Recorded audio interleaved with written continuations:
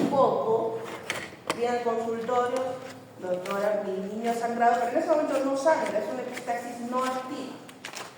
Pero nos dice que cuando duerme a veces le sangra un poquito y tiene este antecedente de hurgarse la nariz. En esos casos, en que el sangrado se autolimita, que no es mucho, nosotros indicamos unas cremitas antibióticas. Esta cremita antibiótica va a permitir cubrir la superficie del plexo del pie, ¿verdad? Y va a permitir que cicatrice de forma natural. Porque, jóvenes, si tenemos una herida, nuestro cuerpo va a empezar a cicatrizarla, vayamos o no al hospital, hagamos o no la sutura, hagamos o no un procedimiento. Entonces vamos a favorecer esto cuando el caso es leve. Le indicaremos unas cremitas antibióticas y si es un paciente alérgico que le gusta meterse en la nariz, pues también de repente un antihistamínico y se acabó. Lo citamos en 10 días y generalmente con la cremita los niños dejan de estar. Pero ¿qué pasa con el paciente que ya son múltiples veces, inclusive ha venido con emergencia por el sangrado? Pues ya tenemos que hacer procedimientos. El primer procedimiento o la primera línea de procedimientos en emergencia van a ser los taponamientos. Jóvenes, traten de hacer la práctica de taponamientos, porque esto nos les va a servir cuando ustedes se enfrenten en su día a día, hasta en su casa, para prohibir un sangrado. Y en taponamiento me refiero no a hacer una bolita y dejarla acá en el vestíbulo. Un taponamiento siquiera que sea del tamaño de su dedo meñique, para que tengamos la seguridad de que estamos comprimiendo bien el plexo del pie. ¿Sí? El taponamiento entonces puede ser anterior, en el caso de las epistaxis anteriores, pero si es una epistaxis posterior, deberá ser un tapón posterior. ¿Cómo me doy cuenta? Porque, doctora, puse mi tapón anterior, está muy bien hecho, le abrí la boca para revisar y a darle de alta y la sangre había estado cayendo para atrás y el paciente se le estaba tomando.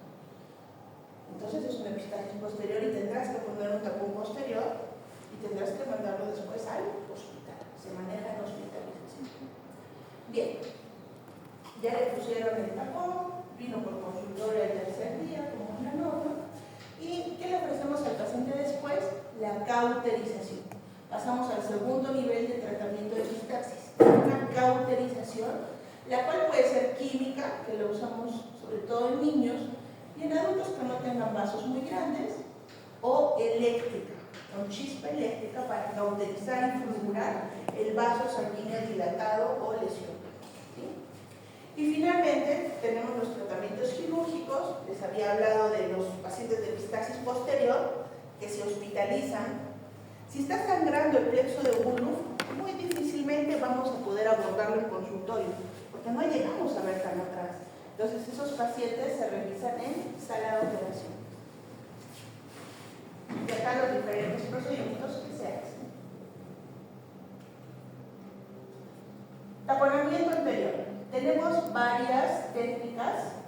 Los que no tienen en el hospital Osorio Delgado, pues seguramente van a lograr ver cuando se hace el taponamiento. Nosotros no ponemos directamente en contacto la gasa o algodón con la mucosa. ¿Sí? ¿Por qué? Porque estos tapones, cuando están colocados directamente, al momento de retirarlos al tercer día, a veces se llevan consigo el coagulito o costrita que estaba inhibiendo el sangrado. Entonces tratamos de colocar la gasa o el algodón dentro de un contenedor para poderlo sacar en bloque y no se lleve la costrita consigo. En el salud utilizan deditos de guante. Al guante quirúrgico le cortan un dedito y dentro de ese dedito pues rellenan con algodón de acuerdo a la forma de la fosa nasal y luego anudan la parte externa y ya está el tapón. En el hospital usamos los preservativos, como pueden ver aquí en esta imagen, miren acá está el bordecito, el aro del preservativo, y ahí se rellena de acuerdo al tamaño de la fosa nasal. Esto nos permite, el preservativo, poder hacer taponamientos no solo del tamaño de mi dedito, sino hacerlos inclusive más largos cuando nuestros pacientes tienen una patología tipo de leucemia, tipo que se llaman, que utilizan anticoagulantes. ¿Para qué? Para que nos permita cohibir más área o cubrir más área de la fosa nasal, ¿no? Pero en todo caso ustedes pueden utilizar el que mejor les salga, ¿no? Antes de colocar cualquiera de los tapones anteriores, no se olviden de hacerle sonar el coágulo que esté dentro de la nariz. Porque si ustedes empiezan a rellenar y no le hicieron sonar, ese coágulo se le va a ir para atrás y se puede atorar, ¿sí? Entonces no se olviden de hacerle sonar. Ese tapón, jóvenes, díganle al paciente, una vez ya que cohiban el sangrado, tiene que estar mínimo 48 horas. Y más si era un sangrado posprofuso. Hay que mantener presionado el vaso sanguíneo y favorecer la primera etapa de la cicatrización, o sea que se vaya acumulando la fibrina y cese el sangrado. Cosa que el tercer día, cuando ya venga con nosotros, si es posible, pues retiramos el taponcito y observamos dónde está el área que estuvo sangrando para hacerle el procedimiento respectivo, ¿sí? ¿Por qué? Porque a veces les hacen el tapón y el paciente viene al tercer día al otorrino pero sin tapón. Y el tapón, me lo saqué en la noche porque me molestaba. Señora, pero felizmente no sangró. Sí, sangró un poquito, pero es que ya no aguantaba el tapón. Señora, lo ideal hubiese sido, ha tenido usted suerte, porque a veces se sacan el tapón y les viene otra vez la hemorragia, ¿no? Entonces, si le han dicho 48 horas, tratemos de cumplir ese límite. Y no se olviden siempre de poner antibiótico. En su recetita de alta, indicar antibiótico porque ese tapón es como un cuerpo extraño y ese cuerpo extraño podría provocar una sinusitis y atrofia.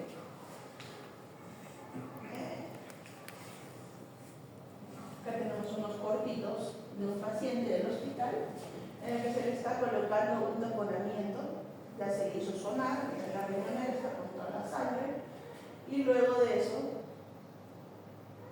siempre pon una luz alumbrando donde estás poniendo el tapón, porque no sabes que el paciente tiene un tabique desviado, no vaya a ser que tenga un tabique desviado para ese lado y estés con el afán de parar el sangrado, lastimándole también el tabique desviado.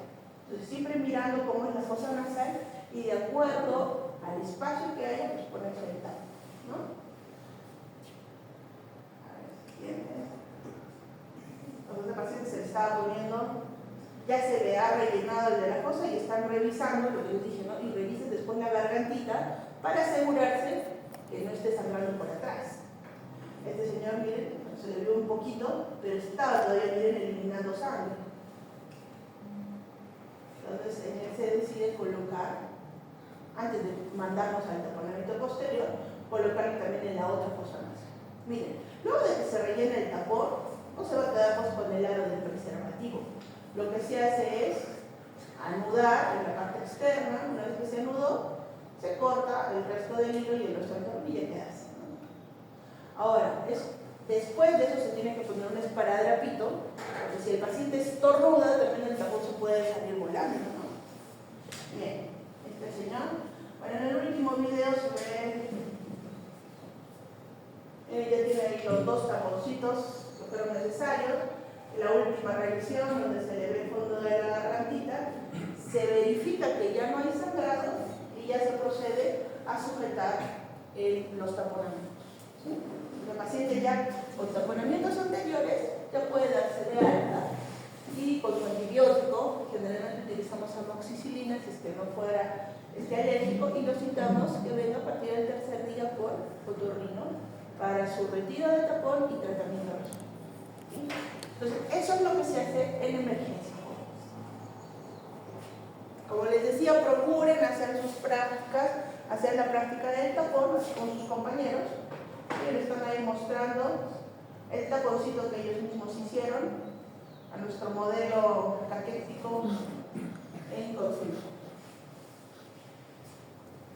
Taponamiento posterior, doctora, y si le puse los dos anteriores, estaban bien hechos y empieza a salir la sangre por atrás, bueno, entonces era una epistasis posterior, tendrás que poner un tapón posterior, y para eso se utiliza, miren acá hay diversos métodos, pero el que utilizamos, y es más factible y asequible para todos, es utilizar la sonda Foley, ¿sí? Esa sonda amarilla que se utiliza para retenciones urinarias de varones. Nosotros lo utilizamos porque usamos el globo que se infla para que comprima la fosa nasal en la parte posterior, ¿no? ¿Qué les dije de la esfenopalatina? No se olviden. La esfenopalatina justo sube por detrás de la cola del cornete.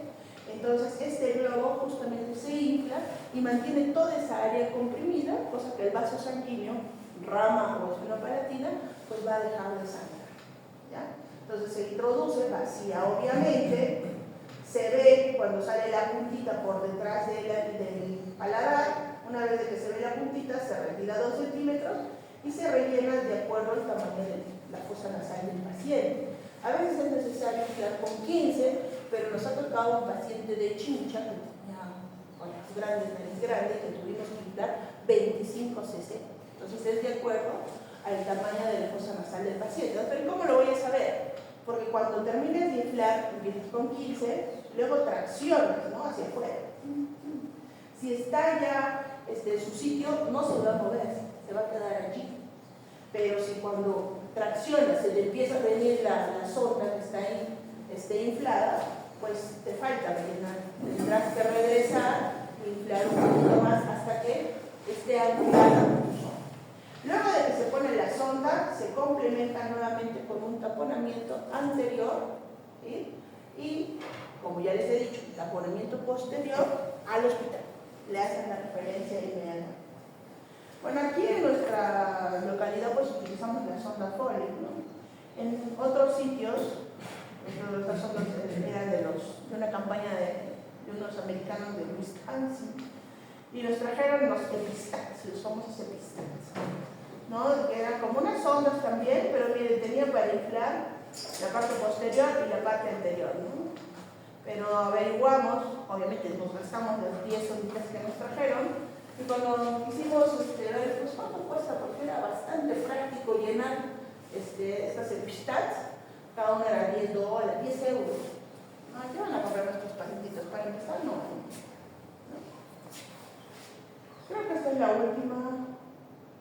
La cauterización, como les dije, puede ser química con sustancias como el nitrato de plata o también el ácido tricloracético, ¿no? Acá vemos los vasitos sanguíneos que están bastante superficiales y por eso sangrará ese paciente, y luego cómo queda la mucosa después de la cauterización química. ¿Ya? Eso también lo van a ver en sus prácticas, los que todavía no han notado. Y finalmente las cauterizaciones eléctricas, donde la costra ya es más fulgurizada, ¿no? Ya hay una quemadura allí, y obviamente también la fibrosis que va a resultar de esta va a ser más gruesa. Y las cirugías, como ya les he dicho, están basadas en ya tratar vasos sanguíneos grandes como son la esfenopalatina. Acá tenemos un paciente. Este video es cortito, les explico algo para que estén atentos.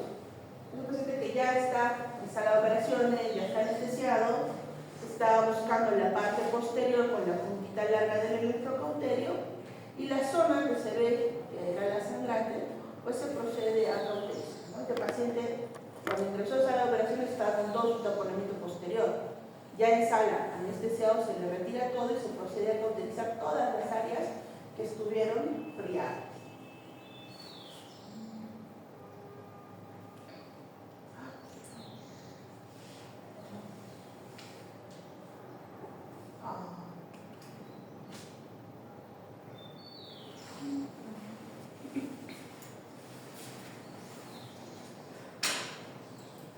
Es chiquito, ahí está. Esa fue la evolución, ¿no? Entonces es endoscópico el tratamiento de las instalaciones posteriores, porque no habría forma de llegar a simple vista. Es endoscópico. Si se dieron cuenta, el cirujano está con toda la máscara, porque este videito me lo capturé en el tiempo COVID. Bien.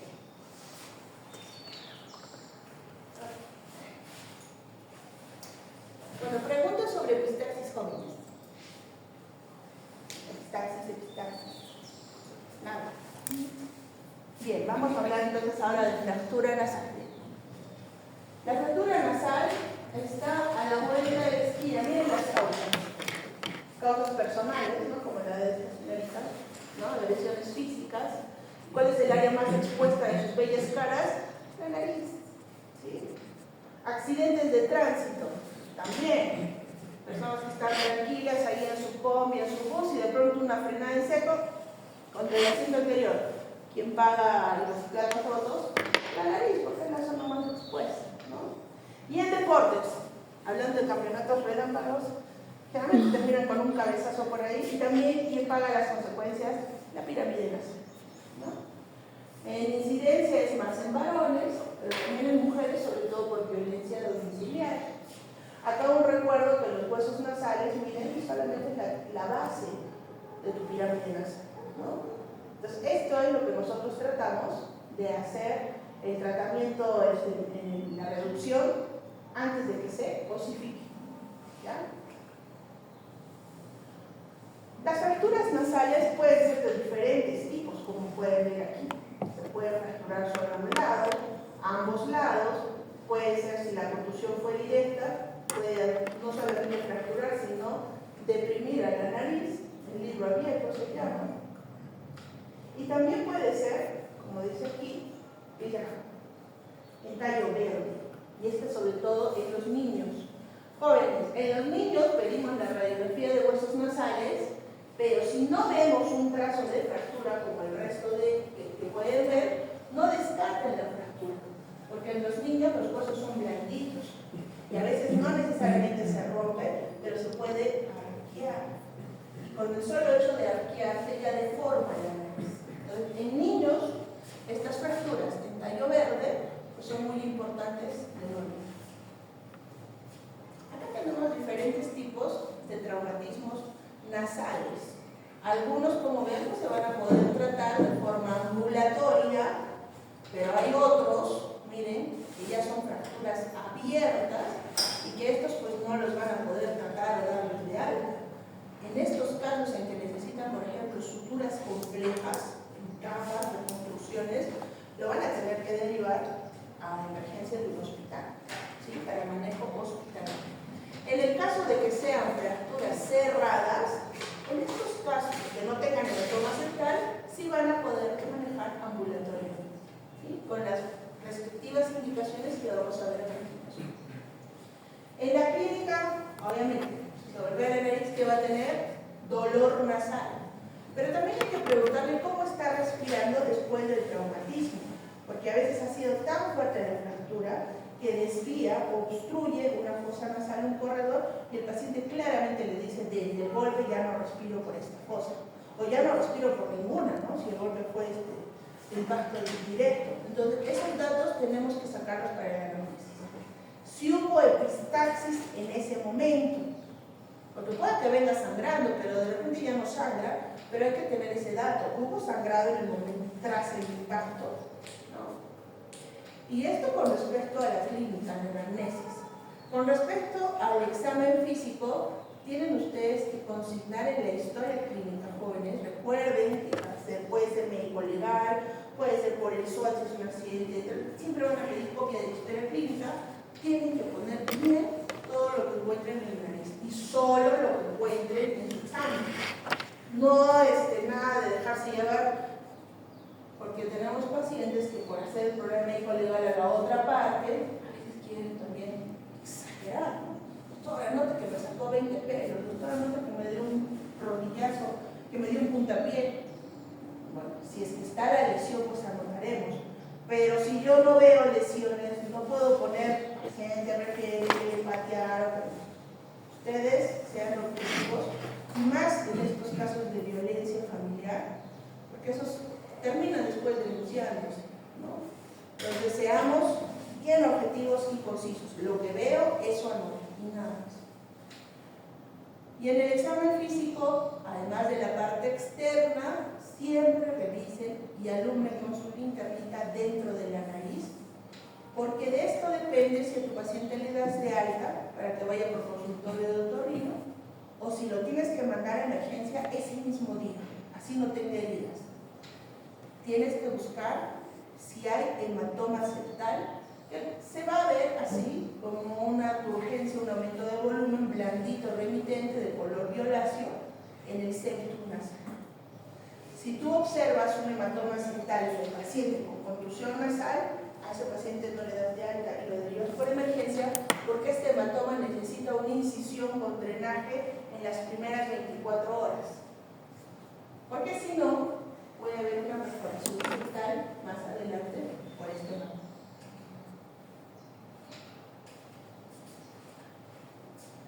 Siempre se solicita radiografía de huesos propios. Doctora, pero después del golpe su naricita sigue central, ni se ha hinchado, le pido normal, le pides.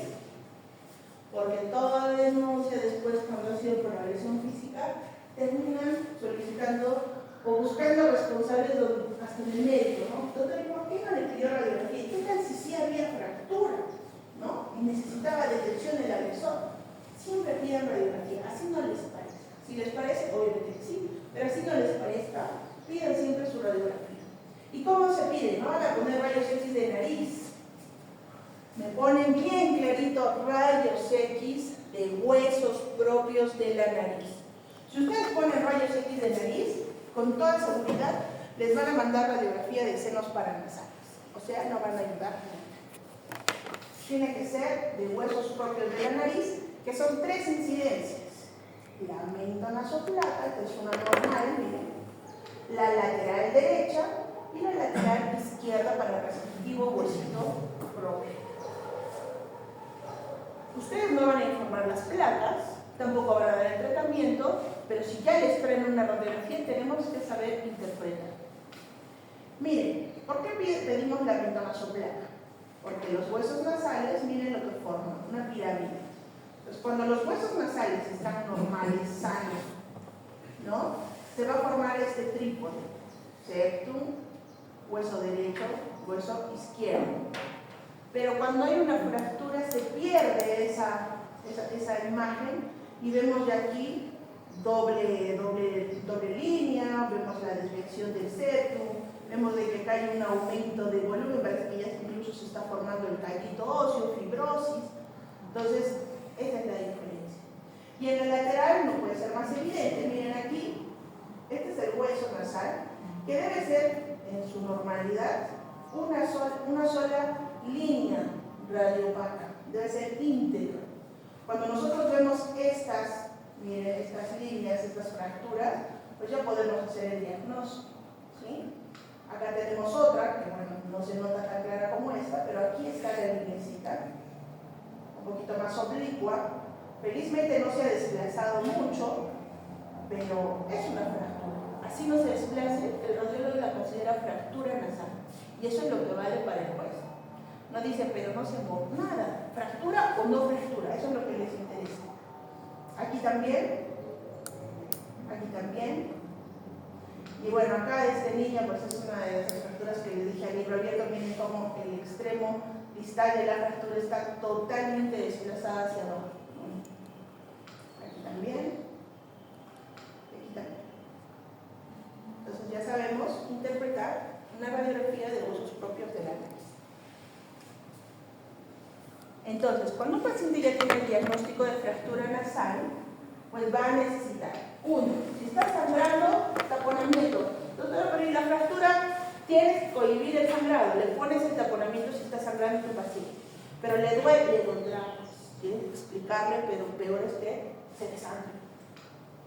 Luego sus antiinflamatorios vienen con dolor nasal. Todo paciente que les venga con dolor de algún tipo, porque se golpeó, porque le golpearon, qué sé yo, en tu receta siempre tiene que ir un antiinflamatorio. No va a venir por dolor y lo vas a mandar a la casa con dolor. Tienes que indicarle su antiinflamatorio respectivo. Hielo local también ayuda a bajar el edema. La referencia a la especialidad, cuando sospechas que hay una fractura, o así no sospeches, te diría yo, como consejo, siempre derívalo para que su último control, el que define el tratamiento, sea por el especialista. Y acá, el detalle de que tus indicaciones y también en tu historia clínica coloques bien claro eso. Control por consultor externo de otorrino antes de los 7 días. Escribiendo eso en la receta y en tu historia clínica, le pasas la responsabilidad al paciente de que cumpla la indicación. Porque ha pasado muchas veces que al hospital llegan pacientes después de un mes del traumatismo con una nariz totalmente ya endurecida, en mala posición, y vienen para la reducción. No quiero que me pongan mi yesito y que me pongan totalmente dura. Señor, ya endureció su nariz. La nariz no va a esperar a que el paciente venga. Empieza a osificar en el momento que sucede la fractura. Pero eso no me dijo el doctor en la post. A ver tus indicaciones. Y generalmente en la indicación sí está. Señor, pero acá decía bien clarito que venga antes de los 7 días. Sí puede, pero es que había ganado, tenía que hacer, estaba denunciando a la otra parte. Bueno, ya lastimosamente ya no vamos a poder hacer la reducción de fractura porque ya se formó el callo óseo. Entonces, pero no puede ir a reclamar al doctor porque el doctor se lo escribió en esto, se lo escribió en su receta. Jóvenes, no vale, pero yo le dije, porque el paciente puede decir, nunca me dijo. ¿Sí? Entonces, evitémonos esos problemas, seamos claros en nuestras indicaciones en cuándo es el tiempo adecuado para el control por la especialidad. ¿Sí? Esto, si es que le das de alta al paciente, pero ya les dije, si hay un hematoma septal, no le puedes dar de alta, lo tienes que referir para el drenaje en las primeras 24 horas. Y también en esos casos que hay una fractura abierta, o sea, con una herida compleja, también ese paciente lo vas a tener que derivar para que la reconstrucción se haga en el hospital, ¿no? Después, todo lo demás, el manejo es este. Doctora, ¿por qué lo de los 7 días? Porque una reducción más colocación de enfermedad de yeso es exitosa si la haces en este tiempo, salud y higiene. Pero si pasa después de los 21 días que ya se formó un callo óseo, tampoco es que se va a quedar así toda su vida, pues hay una opción quirúrgica que es la rinoplastia constructiva, pero eso se tiene que hacer a partir de los 6 meses. Una vez que ya el proceso de fibrosis, de inflamación secundaria, inflamación crónica haya seguido por completo. Acá unas imágenes de lo que es en realidad el tratamiento de la reducción. Miren, aquí se ha fracturado el hueso nasal derecho y por eso la nariz luce arqueada para el lado izquierdo, ¿no? Porque se ha hundido la fractura del lado derecho.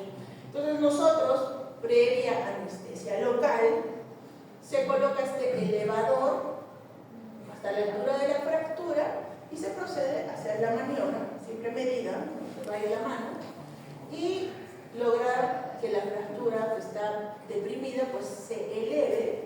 Una vez que se ha elevado se coloca una ferulita interna como es un tapón y por la parte externa se coloca una férula de yeso por 7 días. Acá tenemos un caso, un paciente del hospital, en el cual lo refirieron solo con una gasita, ¿no? Debe ser una herida compleja para que le haya mandado el doctor. Pero cuando le sacamos la gasita, pues era una herida que comprometía hasta el septo nasal. Entonces, estas heridas nosotros las suturamos en sala de operaciones, ¿ya?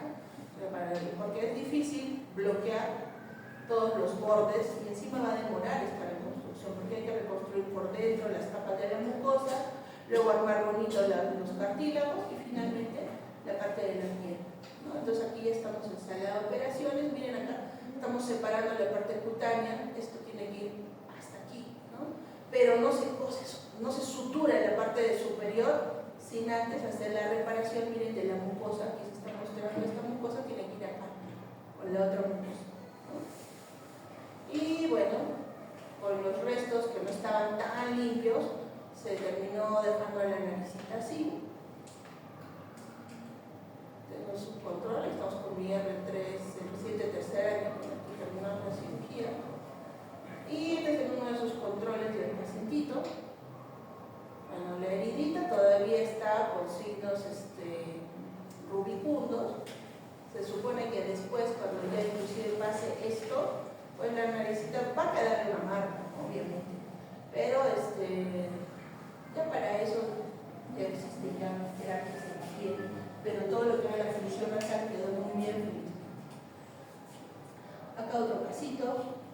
Jovencito, parece menor, pero yo tenía 14 años, y que vimos por conveniente de que sí nos iba a colaborar y se le hizo el procedimiento en consultorio. Porque normalmente si son muy pequeños los pacientes, si son niños, la reducción se hace en sala de operaciones.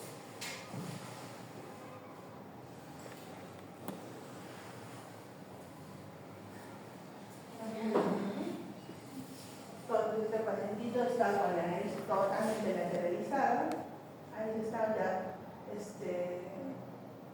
el lado derecho para desimpactar, y ahora el lado izquierdo es el que está más deprimido. Entonces ya se posiciona, luego se ponen los deditos de seguridad hasta lograr elevar la depresión de la fractura, ¿no? Ahí se ve. No ha gritado porque está con anestesia local, ¿no? Se bloquea el supraorbitario, el intraorbitario.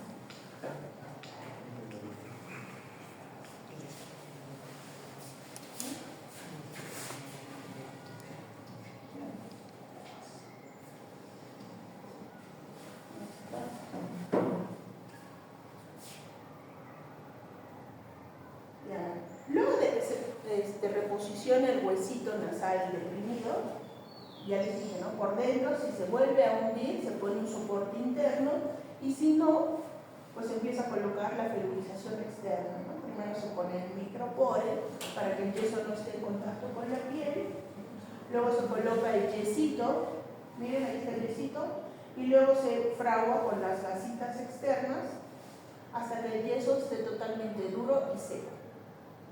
Una vez que está duro y seco, se coloca el micropore nuevamente, ¿no? En la superficie para que el polvillo del yeso no esté en contacto con el ojito. Y el paciente ya está con su reducción de fractura nasal. Este es otro caso que, si bien es cierto, no tiene gran fractura en los huesos propios, pero igual que ha sido más en su frente, ¿no? Pero como la herida llegaba hasta el dorso nasal, pues nos lo enviaron para la consulta. Está también con epistaxis, pues le pusimos sus adornos. Otro caso, este caso también está la imagen pre y post reducción. Como pueden ver en la primera imagen, tiene inclusive herida, ¿no? Cuando la herida es pequeña y los bordes están limpios y totalmente rectos, esas heriditas pequeñas sí pueden hacerlas, ¿sí? ¿Por qué? Porque solo necesita el afrontamiento de pielcita con pielcita. Aquí estaba la herida en el hueso nasal derecho y acá se nota la depresión del hueso nasal derecho, ¿no? Por eso es de que miren, la línea que brilla está arqueada. Acá se nota un poquito mejor cómo está la laterorrinea. Y aquí, después del procedimiento, como ya se eleva el huesito nasal que está deprimido, miren, en el brillo de la línea media es donde se dan cuenta mejor el aspecto final de la línea, ¿no? Luego de eso ya se coloca el respectivo yesito. Otro caso también, miren, tiene herida. Miren, justamente estos son los casos que nos vienen a la emergencia, ¿no? Por agresión física. También, justo el lado derecho. Igual, y acá después de la reducción, ¿no? Cuando el paciente viene después de los 7 días, a veces ya no cede el hueso tan fácilmente, hay que aplicar mayor fuerza, y a veces no logras lograr a la posición inicial. Por eso es lo ideal que venga antes de los 7 días. Acá este paciente igual, más bien a este paciente sí estaba el hundimiento en el hueso nasal izquierdo. Acá después del procedimiento, miren, el brillo cambia, ¿no? Y esta es una pacientita, que uno de sus compañeros me ayudó a tomar la foto. Ella tenía una fractura de 14 días. El hundimiento era más o menos en el tercio medio, no en la parte superior, en el tercio medio. Pero tenía 14 días.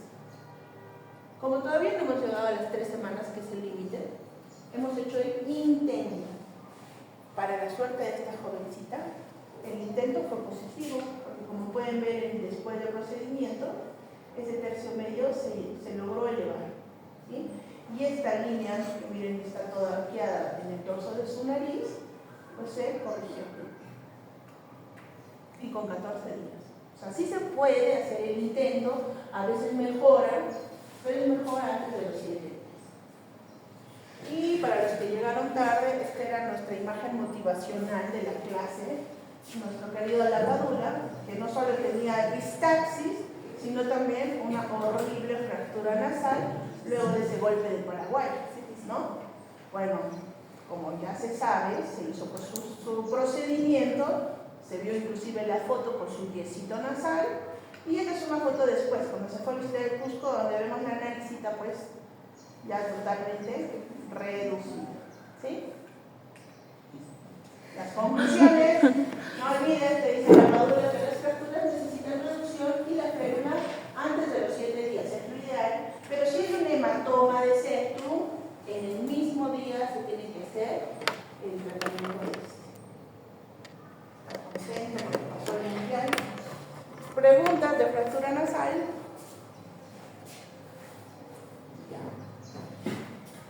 Y unas palabras de traumatismo de hueso temporal. Si bien es cierto, eso no lo van a corregir ustedes y tampoco nosotros, nos interesa que sepan la semiología de una fractura del hueso temporal, que es donde está el verdadero origen. Estas fracturas, miren, son casi el 30% de todas las fracturas que afectan al cráneo, ¿no? Estas fracturas pueden ser de dos tipos: longitudinales o transversales. ¿Por qué no me gusta la palabra transversal? Porque esa es la que destruye al oído interno. En cambio, las longitudinales pasan por un costadito y te lesionan oído externo, oído medio, hay sangradito externo, son bien aparatosos, ¿no? Equimosis edemastoides, pero no te destruyen tu oído interno. En cambio, las transversales sí. Entonces, estos traumatismos de hueso temporal, usualmente el paciente va a sufrir, pues, para que haya una fractura de hueso temporal, porque tiene que ser un golpe muy fuerte, ¿no? Cuando están en la zona rural, son aquellos que estuvieron en la corrida de caballos, los lanzó el caballo y cayeron de cabeza sobre algo duro, ¿no? O en aquellos que tienen intentos de, y se lanzan ebrios del segundo o tercer piso de su casa y también, ¿no? Justo en la cabeza, ese tipo. O también puede ser por asaltos, ¿no? En los cuales les dan una contusión directa, pues, al cráneo, como para que desarrolle este tipo de fracturas. Las fracturas longitudinales, miren que son estas, generalmente la contusión fue ipsilateral. Las fracturas transversales, esas que destruyen el oído interno, no son del mismo lado, generalmente son del lado opuesto, pero de la zona occipital. Miren que el impacto raja el huesito, atraviesa el agujero magno y ¡brum!, se van hasta el hueso temporal, ¿no? Por eso es que son aparatosas. Pero ¿por qué me interesa que hablemos un poco de esto en otorrino, ¿no? Porque esto lo va a manejar al final el neurocirujano, el emergencista, porque tenemos que saber las consecuencias. Cuando la fractura es longitudinal, al eje del peñasco, les dije que no afecta el oído interno, me afecta oído externo, miren a las celditas mastoideas, por eso es de que aparece esa equimosis en la zona de la mastoides, llamada signo de Bartlett. Afecta el oído externo, ¿no? Hay un desgarro del techo del canal auditivo, por eso es de que este paciente sangra el oído, ¿no? Se golpea la cabeza y le empieza a sangrar el oído. Es más aparatoso, pero no te toca el oído interno. Y es por eso que las hipoacusias que van a suceder a consecuencia de esta fractura van a ser de tipo conductivo. Generalmente hay un desgarro timpánico y hay poca posibilidad de que haya una parálisis facial. Y lo más importante, son las más frecuentes, estas longitudinales, por suerte. En cambio, las transversales, y te la pongo en rojita, como te fracturan y destruyen el oído interno, pues se vacían todos los líquidos endolinfáticos y perilinfáticos y producen hipoacusias neurosensoriales, o sea, irreversibles. ¿Sí? Estos pacientes, como se derraman todos los líquidos, pues cursan con acúfenos y vértigos posteriores al traumatismo. ¿Por qué es también más peligrosa esta fractura transversal? Porque la mitad de los pacientes va a tener una sección del nervio facial y van a hacer unas parálisis faciales permanentes. Felizmente, por eso es la peor, la transversal, ¿no? Felizmente son las menos frecuentes. Acá el cuadrito resumen. El manejo, ya te he dicho que no lo hago porque lo van a manejar ustedes, pero sí para más o menos ver el pronóstico. Porque el manejo de estos politraumatizados pues es por emergencia, por neurocirugía, ¿no? Por shock trauma. y en los 2 últimos minutos de la clase unas palabritas del otohematoma o hematoma del pabellón auricular. Este hematoma, si bien es cierto la causa más frecuente es una contusión, un golpe, también puede darse en pacientes que tienen roce continuo sobre la oreja, pacientes con tics nerviosos, deportes de contacto. Entonces el pabellón pierde, mira, las líneas normales y se forma una turgencia, un aumento de volumen que nos indica que ha habido acá un despegamiento del pericondrio con el cartílago y el vasito sanguíneo derramó toda la sangre. Algunos de los colegas, todos genios, hacen una punción con la jeringa, aspiran el contenido y la orejita vuelve a ser normal. Eso es lo curé. Pasan las horas y el vasito sanguíneo que formó el hematoma vuelve a sangrar y se vuelve a formar. Entonces el tratamiento no es punzar y evacuar poros. El tratamiento es un drenaje. El drenaje es con una incisión, disección, lavado, pureteado, y luego de que está sin el contenido hemático se colocan unas placas, tanto en la parte anterior como en la posterior, y se hacen puntos que van desde adelante hasta atrás, regresa de atrás, sale por adelante, miren ahí están los puntos, para que haya un colapso entre la piel, pericondrio con el cartílago, para que no se vuelva a llenar. Y luego de este tratamiento, que va a estar por 3 a 5 días, pues la orejita va a tener mejores resultados y más definitivos. Esto, si es que el paciente pues tiene un hematoma de forma aislada, tuvo un accidente y por eso se formó. Pero ¿qué pasa con los deportistas de contacto? Miren, estas son sus conferencias de prensa, y miren estas orejas mamelonadas, fibrosadas, ¿no? Han perdido totalmente el pliegue, pero estos no son crónicos, pues. Esta es para nosotros es la complicación de unos hematomas no tratados adecuadamente. Se forma una fibrosis, y la fibrosis toma esta forma de mamelonada. Por eso le llamamos orejas en coliflor, que serían una secuela del hematoma del pabellón. Bueno, para nosotros es un problema, porque estéticamente se ve mal, pero para estos deportistas son su marca. Muy bien, jóvenes, de la bibliografía que se les recomienda. Muchas gracias.